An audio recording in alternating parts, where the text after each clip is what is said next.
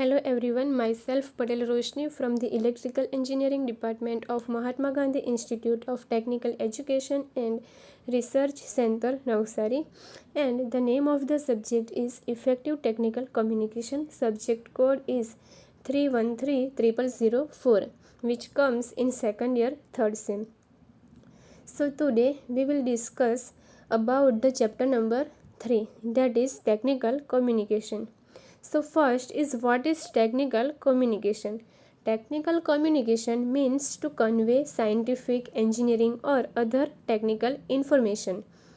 Technical communicators may put the information they capture into paper documents, web pages, computer-based training, digitally stored text, audio, video and other media. That is called technical communication. So here flow of the content. First is public speaking, then after next is delivery of speech, how to make your speech interesting, and last is importance of non-verbal communication. So here first is public speaking. Speaking is one of the macro skills to be developed as a tool of successful communication.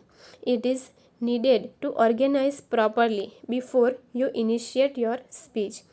So planning is the main aspect of public speaking that communicates to address a lot of people on such official events. Like any other official task, public speaking needs scheduling, groundwork and perfect implementation of our views.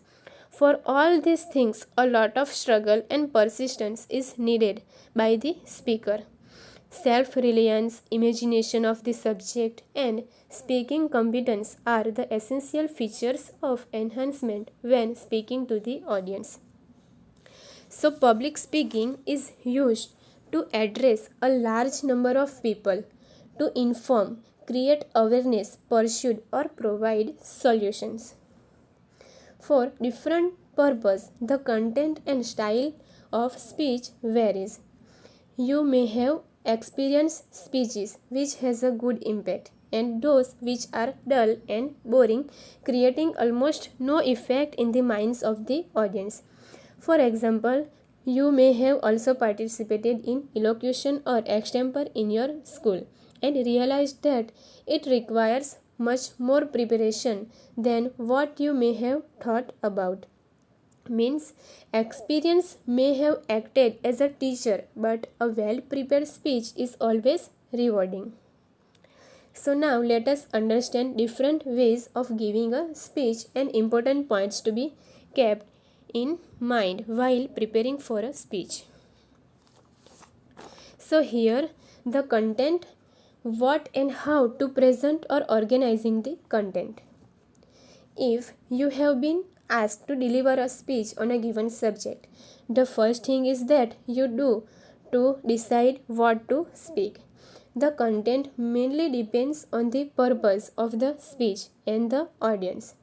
So before preparing the speech, it is important to clarify yourself with your purpose and understand your audience so that you can cite illustrations that are more relevant to your purpose and audience. Any communication must have connectivity and continuity in the flow of ideas to make it more interesting and comprehensive. Means whether one gives a well prepared speech or an extempore, the important thing is the flow of the speech, which make the speech more interesting. Now here there are different patterns can use to arrange the content of public speaking as well as the presentation. There are 4 different methods. First is chronological method, second one is categorical method, third one is causal method, and last one is spatial method. So now let's discuss all these methods in detail. First is chronological method. Chronological means use time sequence for a framework. In this method, all topics that are described with respect to time can be arranged in a chronology. Means A chronological pattern of organization arranges information according to a progression of time, either forward or backward. If, when a topic is best understood in terms of different segments of time, a chronological format works well. Means presentation of ideas in the sequence of their occurrence make it clear and easy to remember. Topics dealing with history of anything like a country or a spot, biographies, planning of a project dealing one day after the other, and instructional guides explaining any process step by step are all the examples of chronological order. Then after, second one is categorical method. In this method, when there is a detailed explanation of a topic, it can be broken into categories to make it easier for the speaker to remember and the listeners to understand. Means a big topic can be divided into many other subtopics. That is called categorical method. All the topics that are meant to give information or knowledge can be divided into subtopic. The example of this method is that mostly the theories in our textbook use the categorical pattern. Then after, third one is causal method.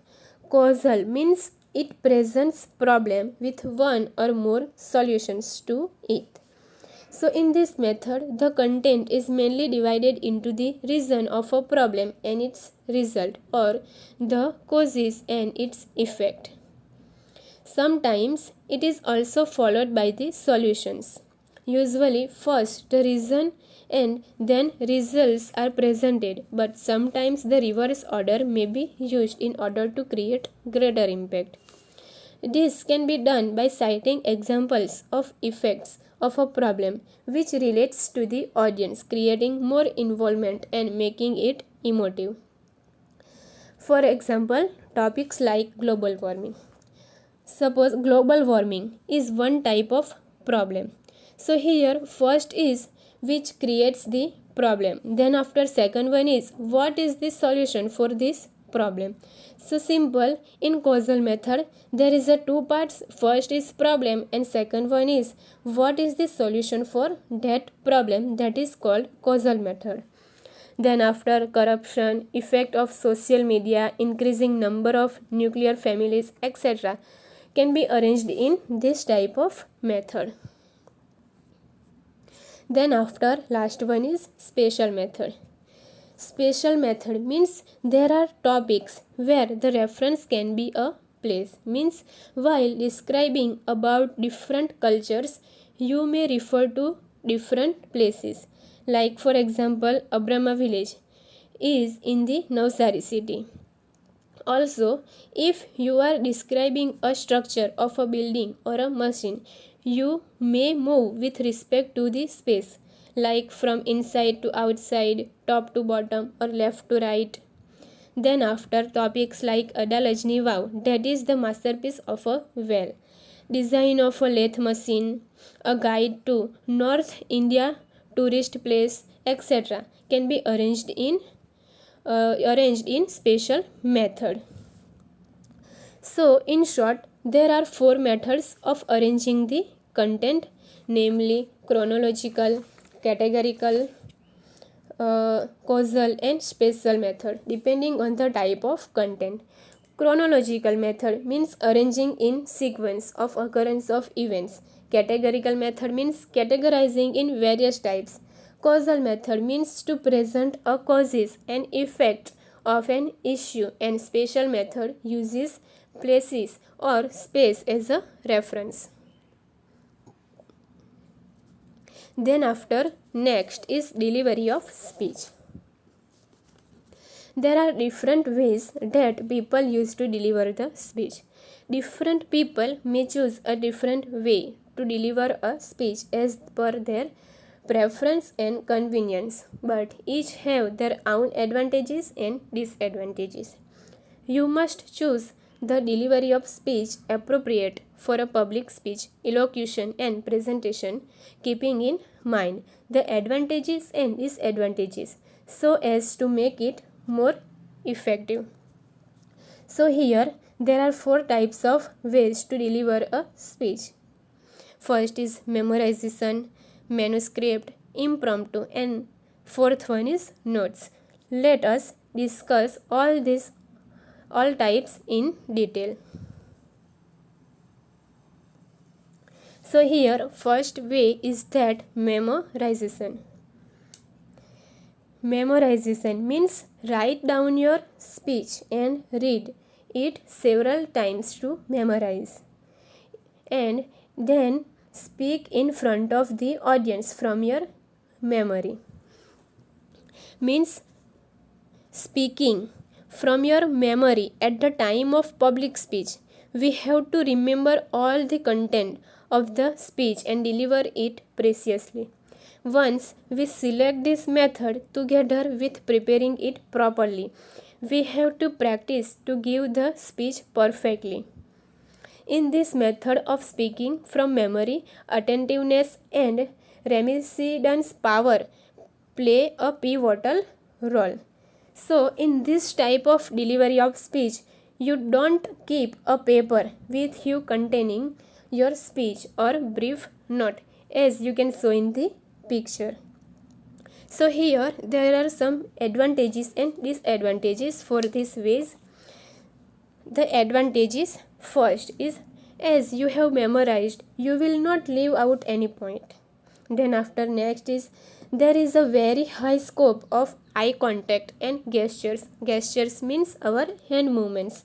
And if you have memorized it well, you also look very natural. Then after disadvantages of the memorization way, first is when you speak something from your memory, there is a high risk of forgetting a point suddenly, and you will have to try very hard to remember. So sometimes skip the point and go to the next one. Then after, some people who are not very good in memorizing may fumble a lot, and it will take away the natural effect. And last one is, there is no flexibility. For example, if a person from audience asks a question in between, so you may forget where you left and it becomes difficult to continue fluently. So there is no flexibility. Then after, second way is manuscript. In this way, write your, as you can show in the picture, write your complete speech and carry it with you to read out word to word from the script. Means in speaking from manuscript is totally opposite of speaking from the memory. In speaking from memory, we do not have any written support on the hand. But in speaking from the manuscript, the speaker speaks with the written speech on the hand. So here there are some advantages and disadvantages. Advantages of this way is that, as you are going to read out everything, you will not miss out any point. This method is appropriate for people who are very good readers and can add paralinguistic while reading. Paralinguistic means successful delivering of words, which includes like voice quality, speaking speed, volume variations, pitch variations, pauses, etc. Then after, the speed will be perfect and there won't be any fumbling. Flexibility is there, means as you can always start from the point where you left, even if you are interrupted. And while using this method, you are more confident because you don't have any fear of forgetting. Then after, disadvantages of this method is that if you are not a good reader, the entire speech will be very monotonous and unnatural. Then it sometimes becomes very boring for the audience when a person just reads out from the paper. So the audience may not trust on what you are saying, as it may look not look like your original thoughts. So the scope of eye contact and gesture means our hand movements is minimum. Then after third one is impromptu. Impromptu means, as you can show in the picture, sometimes you may have to deliver a speech without any preparation. Means impromptu speech includes the speech without any prior preparation or planning. It is true that in professional life everything is planned in advance, but an impromptu speech does not have any type of planning. In impromptu speech, we are called on the stage to impart few words without any prior of information. So impromptu, the example of impromptu is that when you are asked to give a speech on the farewell of your college, you have to speak on the spot. This is called impromptu. The advantages of this method is that it is highly natural and original, as you are speaking what you think. Then scope of eye contact and gesture means our hand movements is maximum. Then after, there is a lot of flexibility, as it can be as interactive as possible and more paralinguistic can be used. Then after, disadvantages of impromptu ways is that the biggest disadvantages is that if your knowledge about the topic is not sufficient, so you will fumble. Sometimes you may have to give long pauses to think what to speak, which may leave the audience irritated because there is no editing time, and so the arrangement of ideas may be haphazard, losing out continuity in the thoughts. Then after, next is notes. As you can show in the picture, notes means taking notes with you while delivering speech, which is the most popular method. This method use the advantages of memorization and manuscript method. It allows the impromptu thoughts to be included. Means in this method, you take a note along which has only main points to be covered, written in sequence. You first prepare the whole speech several times. While delivering the speech, you speak without seeing the notes, but if required, you just make a glance into the notes to check the sequence or the points you are supposed to speak on a particular point. That is called notes. The advantages of notes is that there are no chances of forgetting any points because as you have the notes written in the sequence. Then after, it gives more flexibility and can be interactive. Then after, scope of eye contact and gesture means our hand movements is more. It looks natural and interesting. And here there are no disadvantages of this method if you are well prepared. But if you haven't done enough preparation, then any method will fail in making your speech effective. So in short, there are 4 methods of delivery of speech: memorization, manuscript, impromptu, and notes. Memorization method provides scope of body language, but there is a risk of forgetting. Then after, manuscript method has very less scope of body language, but can be perfect because you have written the whole speech verbatim. Then after, impromptu method is highly natural with maximum scope of body language, but chances of fumbling are there if there is lack of knowledge about the topic. Then after, last one is keeping the notes with you and delivering without seeing is the best method of delivery of speech, which has all advantages of the above methods and counters their disadvantages. Then after, next is how to make your speech interesting. So here, in day-to-day professional world, Many speeches are delivered on a regular basis. In public speaking, the hardest thing is to make your listeners to listen your speech. It is an art to concentrate your audience in your speech. It will be developed and inculcated in your speech progressively. So here, following are the ways with which one can be developed his or her speech interesting. First is make your beginnings catchy. Then after, use humor and wit. Use body language appropriately. Then after, employ proper voice modulation. Use examples and instance. And last one is and emphatically. So now let us discuss all these things in detail. So here first is make your beginnings catchy. As we make a start catchy, it will directly create a good rapport with the listeners. It will also increase the self-confidence of the speaker. Means by using good thoughts in the beginning, speaker will also feel motivated and homely. So to facilitate the interest of the audience, speaker should use some interesting statements in the beginnings. It will give you an instant force to the rest of your speech. Then after, next is use appropriate humor and wit. So here, to make a public speak interesting to listeners, one must use humor and wit in his or her speech. So it is essential at some extent for an effective, captivating and unforgettable speech.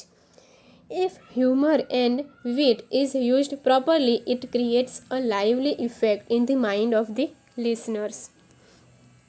Then after, next is use appropriate body language. So here in this, suitable body language can be facilitate a speaker to perform better, and the lack of it can lead to poor or unconvincing performance. So body language plays an important and pivotal role in public speaking. While delivering a speech, body language and your speech should go hand in hand. Now next is use proper voice modulation. So here in this, it is important for a speaker to introduce variation in his voice and make a proper voice modulation. Then after, next is use examples and instance. In this, using examples from one's personal life for professionals' experience in speech always adds to the interest of the audience. And last one is end on an emphatic note. When you conclude your speech, the audience expects you to speak about the most important part of your speech. So it will create a lasting and impressive impact on the listener's mind. So these are the things for how to make our speech interesting.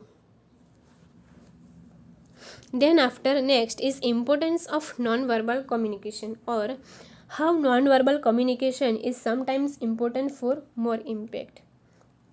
So here, a well written and well prepared speech accompanied with proper eye contact, gesture means our hand movements, paralinguistic, acts like an icing on a cake. Making an eye contact with the audience helps in gaining their trust and connects them with the topic. So, using appropriate gestures helps you to explain your point better and creates interest. Then after, dressing up appropriately and maintaining correct posture. Posture means our physical appearance helps to create good impression on the minds of the audience. Along with this, a very important non-verbal aspect is the time factor. You must be aware about how much time to use for which topic and when to end. Stretching too much creates boredom, and not discussing in detail when required leaves and the audience confused. Hence, you must time your speech and complete each topics as well as entire speech on time. So here these are the questions which is related to topics of today's lecture. First is, give the different methods or patterns used to arrange the content of public speaking or presentation. Second one is, describe the number of ways to deliver a speech and also write its advantages and disadvantages. Third one is, give the tips for how to make your speech interesting. And last one is, how nonverbal communication is sometimes important for more impact. Thank you.